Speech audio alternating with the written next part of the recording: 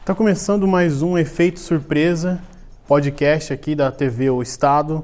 Aqui ao meu lado, como host, eu tenho a Samara Henning. E aí, Felipe, prazer estar mais uma vez aqui com vocês. Mais um podcast e a gente tem o orgulho aqui de apresentar mais um grande artista da nossa terra, que é o Moacir Lacerda, do Grupo Acaba. Muito obrigado, Moacir. Obrigado você, tá, Felipe? E também quero também cumprimentar a Samara, não é isso? Mais uma vez estarmos aqui, não é isso? Nesse projeto de vocês, não tem dúvida que isso contribui não somente para o jornalismo, para a própria cultura de Mato Grosso do Sul. E como sempre a gente tem esse intuito de levar a arte e a cultura para as pessoas aqui da capital e principalmente fomentar isso de forma que elas possam se interessar cada vez mais pelo que é nosso e enfoque no nosso Pantanal também, né? Parabéns, grandiosa proposta. Porque eu acho que ao longo dos anos isso tem ficado para trás, né? Eu acho que o senhor como tem uma carreira longa e tem observado isso ao longo dos anos, tanto com ecologia e todo esse empenho em preservar e falar isso nas letras do Acaba. Eu acho que é interessante a gente falar sobre isso, né? Como o senhor tem visto as pessoas e o interagir delas com a música do Grupo Acaba e como tem sido fazer música aqui no estado em todos esses anos. Excelente proposta. E principalmente com relação à ecologia, tá certo? Ainda é mais urgente nós tomarmos uma conscientização, não é isso, de proteger o meio ambiente. Não é isso? O Pantanal continua em xeque, não é isso? Seja por chama, seja por devastação, seja por uma usina de plantio de cana, mas tudo volta atrás também, pauta de 40 anos que já tinha sido concretizada, então é preocupante, sim. E o Grupo Acaba sempre falou isso, né, daí da sua origem, exatamente. E ali em meados dos anos 90, né, começando esse fomento de falar do Pantanal e das suas cheias, e eu acho isso muito válido até hoje. E acho interessante que as pessoas se preocupem mais do que antigamente, né? Eu tenho visto que as pessoas têm olhado mais para o Pantanal e isso é muito bom. De certa forma, a gente está fazendo com que as pessoas se interessem pelas nossas florestas, Perfeitamente. Isso, aliás, agora não é uma preocupação só nossa, até mesmo do setor econômico. Então há uma pressão também até internacional, porque se nós não cuidarmos do meio ambiente, seja a nossa economia de Mato Grosso do Sul, ela é prejudicada. Exatamente. Ela é prejudicada. Então, se não houver uma conscientização, quem sai perdendo são os próprios produtores, tá certo? Então, e o povo tem essa consciência, mas precisa ser sempre fortalecida. Exatamente. Né? A educação, como se diz, a educação vem de casa, né, geralmente. É verdade. Então, o que vocês fazem, a proposta de vocês, acaba levando um pouco dessa conscientização para as pessoas, para a gente aqui poder ter um pouco da nossa cultura, do nosso folclore, dessa coisa de preservar o que nós temos, e essa educação a gente acaba levando para fora. Porque o nosso estado, como algumas cidades aqui, o nosso Pantanal, ele é muito visto fora, principalmente fora do país. Então, a gente leva isso um pouco para os estrangeiros, para eles terem essa educação e essa preservação aqui também. Então, se a gente não preserva, por que eles vão preservar? Olha só, você tocou num ponto importantíssimo aí, tá certo? Então, a questão, nós temos uma preciosidade em termos de recursos naturais e uma preciosidade em recursos turísticos. Que tudo isso está fomentado com economia. Nós não estamos falando de proteção de um animalzinho, não. Estamos falando de uma proteção econômica, não é isso? Então, o que acontece? E o mundo está preocupado com isso. Está olhando. O consumidor, seja europeu, seja americano, tá certo? O chinês nem tanto. Ele tem uma preocupação com o meio ambiente. E, de certa maneira, se cobra também dessas nações que são fornecedoras uma conduta. Então, a questão do Pantanal. Essa pauta da usina de álcool, que nós citamos rapidamente aqui, que está voltando agora, houve uma aprovação para que pudesse plantar canas. Se vai plantar cana, vai ter usina, não é isso? No Alto Pantanal.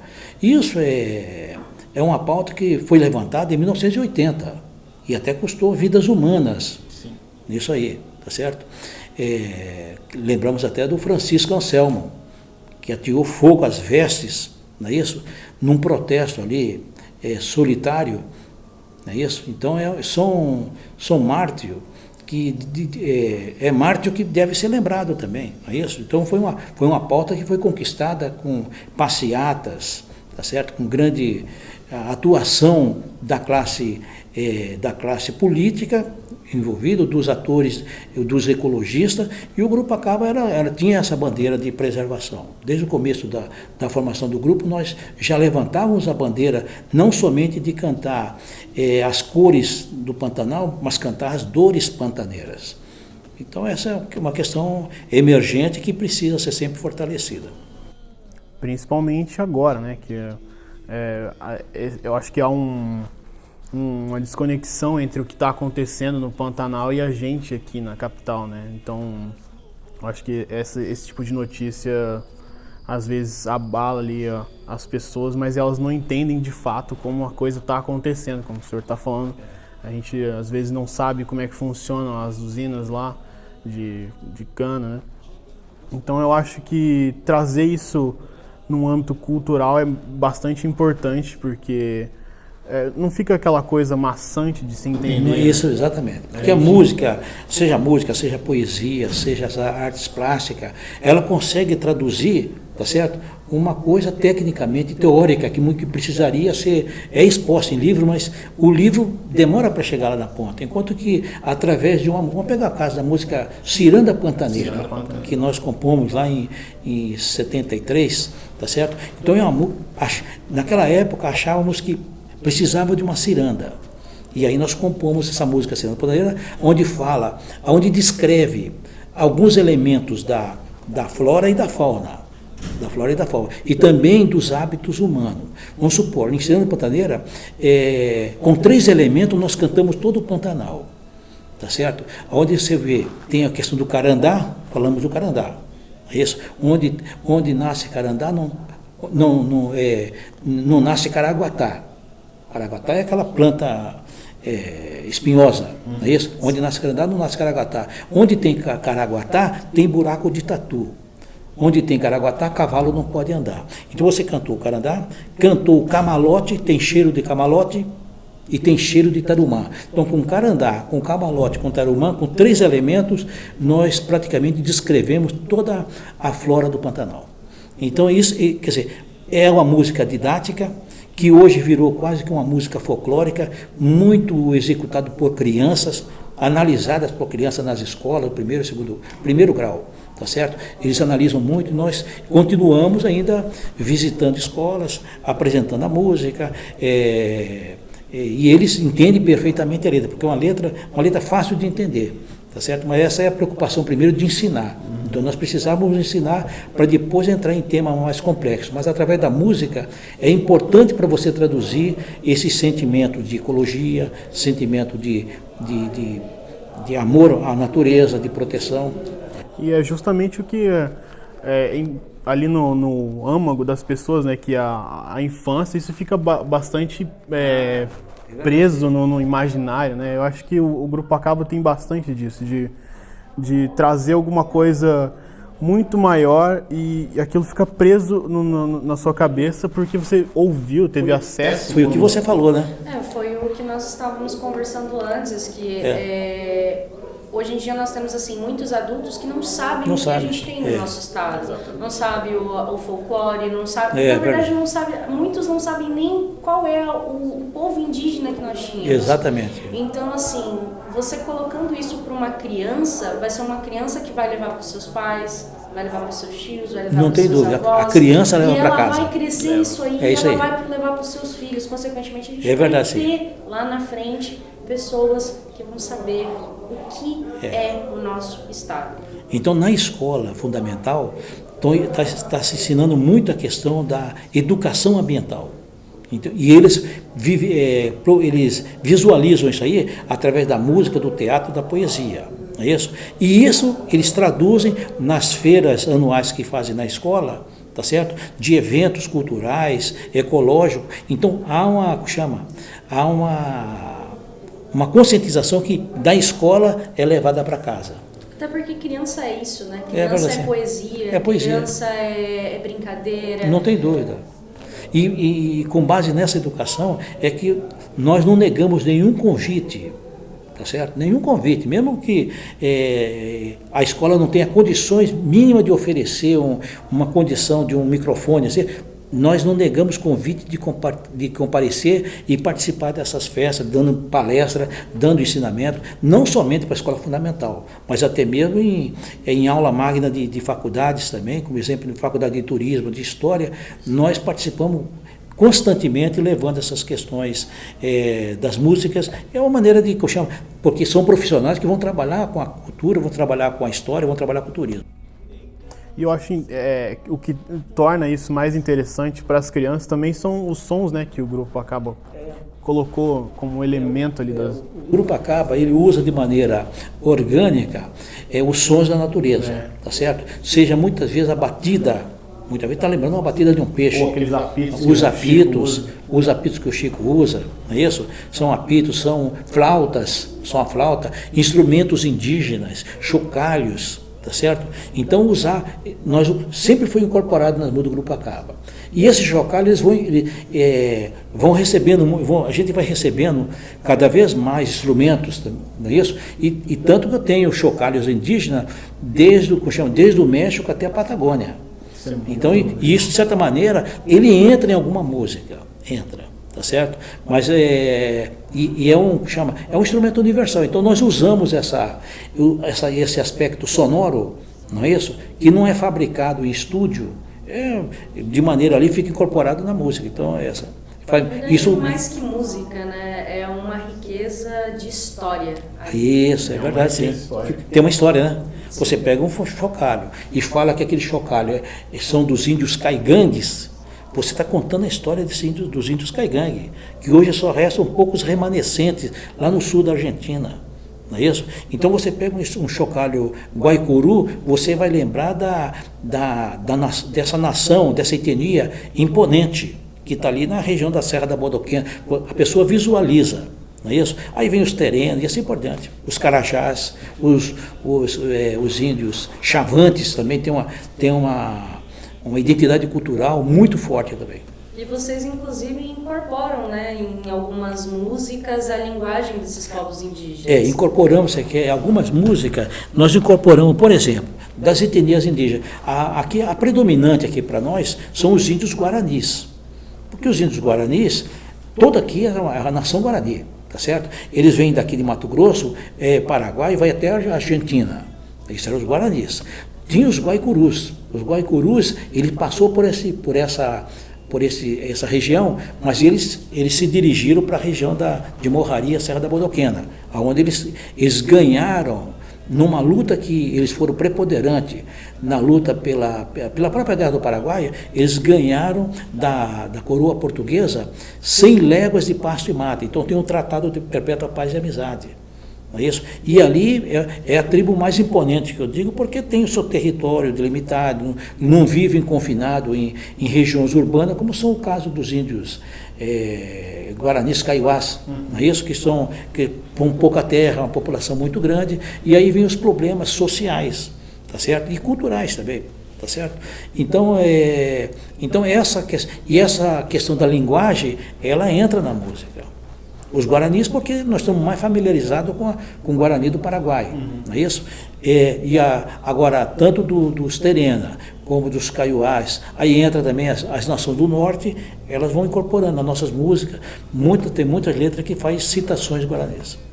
Acho bacana isso, porque eu, pelo menos, vi muito pouco na escola que aqui existia povos indígenas. Foi muito pouco. É muito pouco, né? E eu acho que poderia ser mais aprofundado, porque, querendo ou não, é a nossa raiz. É verdade, sim. A nossa raiz, a nossa colonização começou pelos povos indígenas. Começou pelos povos indígenas. Essa é uma realidade, tá certo?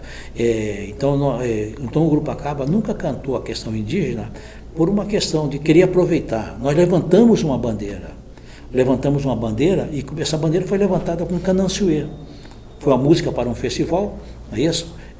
Foi um grande festival, foi feito pela TV Morena, o primeiro FESU. E sempre nós cantávamos sobre Pantanal. E ganhou, né? Ela ganhou. E nós sempre, a nossa pauta era Pantanal. Quando chegou nesse festival, tinha grandes concorrentes ali. Os grandes nomes do estado estavam nesse festival. E eles entraram com o nome Pantanal. Tá certo? O trem do Pantanal estava concorrendo, do Paulo Simões e Geraldo Roca, que é uma grandiosa música. É muito interessante ver como vocês vão colocar essa coisa de como a guerra influenciou depois do seu término, né? Aí vem toda a influência. Você pega a influência da guerra é tão grande. A guerra começa quando? Tem o início da guerra, em 64, e aí o seguinte, houve uma invasão de Forte Coimbra. E também a invasão de Corumbá. Porque as forças da coroa do Império estavam onde? Lá em Corumbá. Ali estava lá o Forte Junqueira, ali tinha a unidade militar. Quando veio a guerra, a unidade militar sai. E Corumbá fica sobre o domínio paraguaio. Invade Dourados, aonde vem Antônio João morre em Dourados. É isso? Então, a coluna paraguaia vem até aqui. Aí, olha só, no pós-guerra, já estou falando já depois da guerra, o que aconteceu depois da guerra? Houve uma determinação para Campo Grande, então todas as unidades militares vieram para Campo Grande, já não foi mais para Corumbá, então Campo Grande já cresceu aqui. A ferrovia Noroeste do Brasil, anteriormente, ela ia para Cuiabá. O traçado dela era para Cuiabá, tá certo? E aí, em função de guarnecer essa região sul, ela foi, porque lá era o noroeste, ela veio para cá, veio para o oeste. E aí vem o quê? Aonde trouxe um grande, como chama? Campo Grande se firma. Sim. Como centro da... Se tornou necessário. Aí entra a ferrovia e começa a ter todo um encaminhamento econômico que fortalece Campo Grande como centro. Mas se não, seria lá em Corumbá. Levando Campo Grande a se tornar a capital do nosso estado. Exatamente. Então no futuro levou Campo Grande a ser esse centro. Não é isso? Então tem uma influência muito grande. Assim, não se trata só da dor, da cicatriz, mas também se trata também das vantagens econômicas que também acabou trazendo. Não, acabou trazendo, exatamente, porque aí já fortalece aí. E a partir daí se delimitam, faz os limites praticamente já tinha ali. O limite é o seguinte, existia a linha de Tordesilhas, que nós aprendemos lá no ginásio. Lembra de Tordesilhas? Ali, qual que era a Tordesilhas? Era uma linha que para cá seria Portugal, para lá seria Espanha. Tá certo? Aí o seguinte, só que em função do ouro, os bandeirantes começaram a furar essa linha. E foi aí que fundaram Cuiabá. Tá certo? Eles começaram a entrar em busca do ouro, né? Então, olha só, aquela linha, esse tratado da Tordesilhas já estava invalidado. Aí criou o quê? Um outro tratado, e aí foi invadindo. E aí veio o gado para cá, não é isso? E vai invadindo. Que praticamente seriam terras paraguaias, por enquanto eram espanholas. É que depois vem a independência de vários países. Então o que acontece? Depois de certo momento, criou-se um outro tratado, o Tratado de Madrid. O que é o Tratado de Madrid? Quem está lá já fica lá. Então foi aí que mandaram um cara marcar o lugar do Forte Coimbra. Ele era para estar lá vai lá no Fecho dos Morros. O cara foi seguindo, só que o Fecho do Morro seria lá em Porto Murtinho. Mas ele viu 2 morros se fechando, falou, é aqui. E colocou o Forte Coimbra no lugar errado, mas que avançou muito. O Brasil ganhou muito espaço. Então, daí surge o quê? Esse tratado, aí Forte Coimbra, é isso? E vai estabelecendo. E hoje, quer dizer, depois da guerra, essas divisas, elas se cristalizaram e se mantiveram também, né? Mas agora, algumas nações saíram perdendo nisso aí. Quem saiu perdendo mais foi o Paraguai. O Paraguai perdeu tudo. Não é isso? O brasileiro perdeu muito, tá certo? Houve um custo, não é isso? Argentina um pouco e Uruguai um pouco menor, tá certo? Então, tanto é que os mortos do Uruguai é em torno de uns 1.000, da Argentina se fala em 18 mil, tá certo? O Brasil foi muito grande e o Paraguai foi tudo, praticamente foi ali. Foi devastado. Foi devastado. Não, e essa é uma história pouco contada. Sim, de novo a gente entra na questão que nas escolas a gente aprende muito pouco sobre o nosso estado, sobre uma guerra que aconteceu do nosso lado e que a gente acabou participando junto. E não sabe, né? E não sabe, a gente sabe mais sobre guerras europeias, sobre guerras de outros lugares. Por isso que é importante 2020 para todo mundo expressar, porque vão surgir livros, vão surgir, como chama, ensaios, tá certo? Crônicas relativas a isso aí, crônicas, tá certo? De alguma maneira vai ser cantado, vai ser com poesia, com artes plásticas, cinema, entrevistas. O que você está fazendo aqui pode ser uma ideia para você fazer entrevistas sobre a guerra. O Forte Coimbra não é só uma história nossa. É uma história nacional. É uma história nacional, é isso mesmo, exatamente. É uma história do Brasil. Então precisamos, sabe o que é? Precisamos resgatar isso aí. Recentemente eu estive em Forte Coimbra, tá certo? E nessa viagem, cada viagem que eu faço sai uma música, tá certo? Seja para qualquer lugar, então sai uma música. E essa viagem para Forte Coimbra, saiu uma música, eu vou ler para vocês aqui, os colegas nem sabem ainda, não foi nem compartilhado. Vamos ter na íntegra. Não foi em primeira mão. Não foi nem compartilhada. Primeira coisa,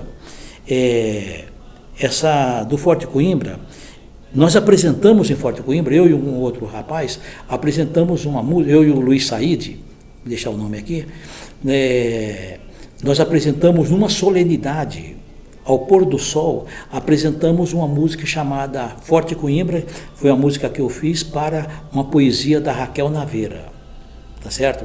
Então a história de Forte Coimbra é linda, tá certo? E ela traduziu aquilo na poesia, nós fizemos essa música, tá certo? Mas aí, eu achei que precisava de uma outra música, tá certo? Ela conta a história do Forte Coimbra. E aqui eu falo o seguinte aqui, chama Meu Velho Forte. Meu velho Forte Coimbra, braço estendido da pátria, minha sentinela querida desta banda ocidental, majestosa catedral, muito além das Tordesilhas, às margens do Paraguai, guardião do Pantanal. Resistência secular aos castelhanos invasores, minha fortaleza de fé, de histórias e de sonhos. Além do fecho dos morros, alargou nossas fronteiras, fez brotar nova semente nessas terras pantaneiras. Tremulava no espaço a bandeira imperial, verde oliva que se estende na linda ilha Brasil. Os carandás balançando adornam o horizonte, ao longe eu vejo o amolar e as terras do meu país.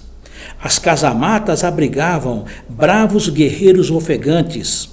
Sinto a mão protetora da santa dando-me a fé, a bravura dos heróis guerreando nas muralhas, ao som dos velhos canhões, vitórias tem na batalha. Forte Coimbra, ontem marco de fronteira, hoje baluarte histórico, sempre será para mim. A minha história viva do império e da nação, manterei esse cenário dentro do meu coração. Maravilhosa. Essa poesia eu fiz de uma visão que eu tive do Mirante. Então subimos no Mirante e ali teve uma primeira solenidade, tá certo? Nesse Mirante de Porto Murtinho, ali eu passei por umas casamatas As casamatas eram lugares entrincheirados que os soldados ficavam. E eu desci até lá, tá certo? Então, nem todos desceram, mas eu fui nas casamatas e lá na trincheira você olha uma visão privilegiada do rio, você tem uma ilha, que eu chamo aqui de Ilha Brasil, você olha, é como se fosse o mapa do Brasil. E ela chama Ilha Brasil, tá certo? Aí bem ao longe você vê a Serra do Amolar, é isso? E ao lado ali naquela planície você vê os carandás tremulando. Então foi em cima disso aí que eu achei que precisava ter uma outra letra, não é isso? A letra da Raquel Naveira diz assim sobre Forte Coimbra. Deixa eu ver aqui aonde que está essa outra letra do Forte Coimbra. Então nós temos composto, tem tanta música, a Chama da Paz mesmo, ela é lindíssima. Então tem uma música tema chamada Chama da Paz. Então essa música, ela fala sobre a chama da paz na América do Sul, presença real do sol, do sal, da luz. América do Sal, água salgada, nas veias, nas naus, lágrimas de Portugal. América do Sol, do ouro, salto no escuro, olhos de índios, globo espanhol. América do Sul, da bússola no Atlântico, dos cordames estendidos manobrado em mar azul. América Latina, que conheceu a guerra, não é isso? Triunfo da força, que é justiça e harmonia. Defesa da vida, proteção do mal. Mas um dia eu vou encontrar para vocês aqui a outra poesia. Mas nós temos as poesias também falando sobre os guerreiros invisíveis. Isso é outra coisa. Pouco se fala dos índios na guerra. Sim. Aí você analisa assim, os índios.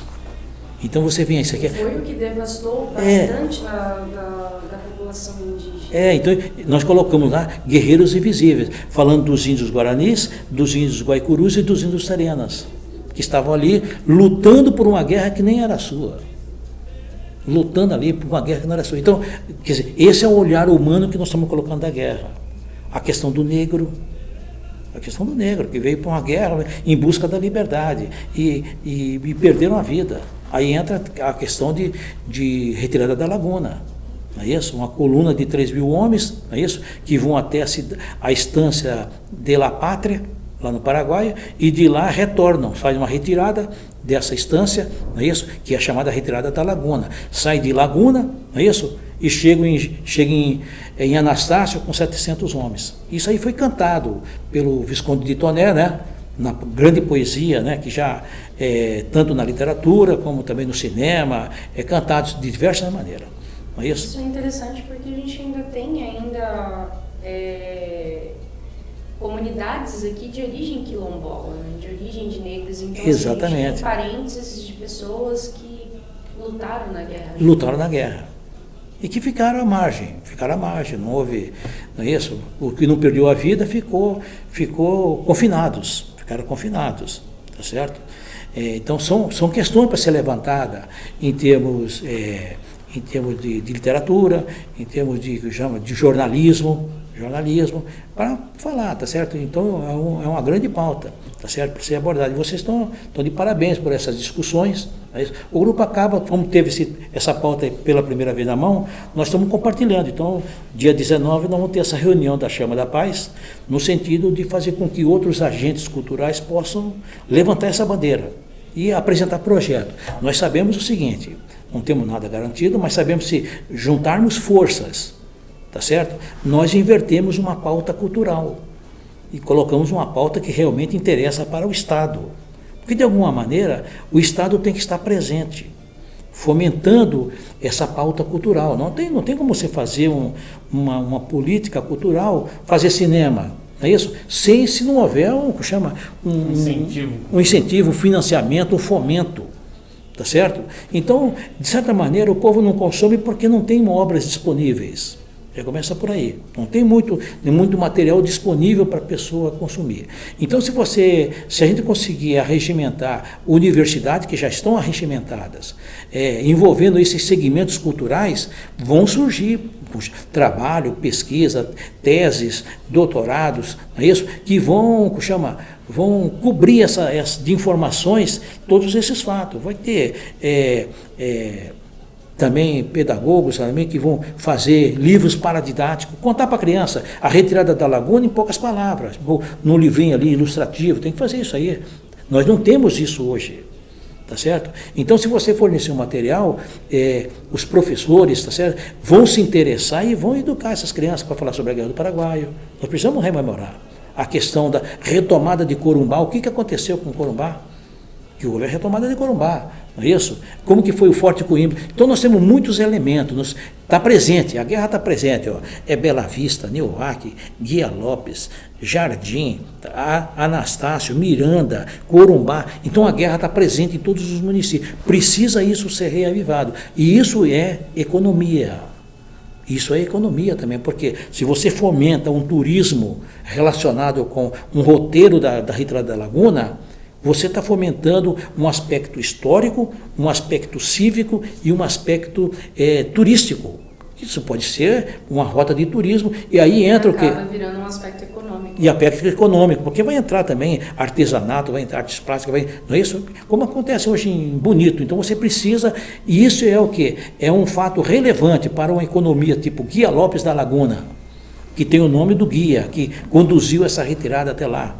O Lopes, né? Então, olha só, é uma riqueza muito grande. E isso aí, se tiver uma estrutura para teatro, para encenações, música, museus, não é isso? Isso cria ali uma economia criativa, uma nível criativa que vai gerar riqueza para o próprio Estado. Gostaria de agradecer imensamente você ter comparecido e engrandecer o nosso podcast Culturamente, falando sobre o nosso Pantanal, sobre música, sobre diversos assuntos que a gente tocou e poderia falar muito mais. Poderia ser. E quando for sair esse projeto, pode voltar aqui no Jornal Estado, a gente vai ter um enorme prazer em divulgar e falar a respeito. E porque eu acho muito importante falar-se de cultura e a gente vê o quanto historicamente isso está misturado com o nosso povo e com outros povos. E muito obrigado por ter comparecido no Jornal Estado, aqui no nosso podcast Efeito Surpresa. E quer dar um último recado sobre suas redes sociais? Eu agradecer a você, tá certo? Agradecer a você, Tiago e a Samara, não é isso? Por esse convite nesse formato. É a primeira vez que eu participo do podcast, né? Não é isso? Desse formato de jornalismo, não é isso? De grande importância, que você pode aprofundar alguns temas. Sim. Dá para aprofundar alguns temas, como nós fizemos aqui, e pode ampliar. Quer dizer, então eu quero agradecer pela oportunidade de falar da história do Grupo Acaba, desse novo projeto, a Chama da Paz na América do Sul, que são elementos que nós precisamos cantar eternamente, não é isso? Se você não levantar a Chama da Paz, nós estamos perdidos, não é isso? Então essa é uma coisa que, e definir isso aí como uma pauta a ser seguida pelo Estado, para que 2020, no próprio Festival da América do Sul, leve esses elementos que são relevantes para a história, para a cultura de Mato Grosso do Sul. Então, se você pegar, seja no Festival América do Sul, seja no Festival de Bonito, pode criar-se um festival em Jardim, pode-se criar também um festival em Nioaque, em Bela Vista. Nas cidades, você pode criar essa Chama da Paz, tá certo? De certa maneira, para envolver a população e criar ali um polo cultural. Essa é a nossa proposta. É isso aí, muito obrigado por ficarem com a gente até o final. Você pode encontrar o podcast no YouTube, na TV O Estado, e pode acessar o site oestadoonline.com.br. Muito obrigada pela presença, Moacir, primeiramente. Obrigada de novo pelo convite, Felipe. E vocês podem encontrar a gente no nosso Instagram, Jornal O Estado do MS, e no Facebook, Jornal O Estado de Mato Grosso do Sul. Segue a gente, lá vocês encontram muito mais.